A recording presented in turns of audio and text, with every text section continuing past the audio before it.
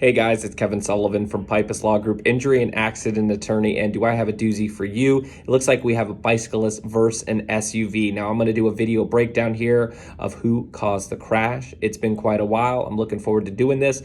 Obviously, I wish it was under better circumstances, but now there may have been some research that I did, not pointing any fingers of course, before this video that said that the driver had left the scene of the accident. So I'm going to give you a little bit of information on that as well. Although this is not formal legal advice, I would tell you to make sure that you follow local laws and that you, especially in Florida, do not leave the scene of an accident. So let's get started in this video. So we have a SUV versus a bicyclist. Now, one thing that I wanted to mention is that this video actually was taken in New Jersey. That is where this accident happened. So I am going to be applying Florida law in regards to this accident. So let's go ahead and start and look at this. So we have the video starting. Looks like we have a bicyclist in the middle of, whoa, okay.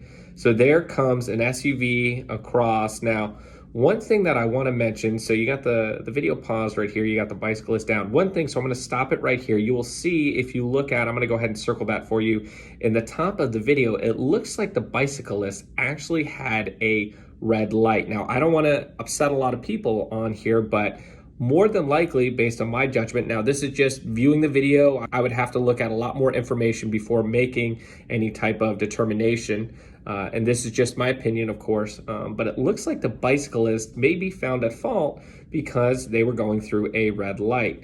Now, it did say later in other articles that I read that the SUV did have a green light, which makes sense. Now, one thing that I did want to point out, and we'll keep watching the video, is that in Florida, under Florida Statute, it's going to be under 316.027. Under 2A, it says that the driver of a vehicle involved in a crash occurring on a public or private property which results in injury to a person other than serious bodily injury shall immediately stop the vehicle at the scene of the crash or as close thereto as possible and shall remain at the scene of the crash until he or she has fully fulfilled the requirements of the duty to give information and render aid. So as always, if you're involved in an accident, give me a call at 813-598-4868. Appreciate you guys watching. I'll talk to you soon.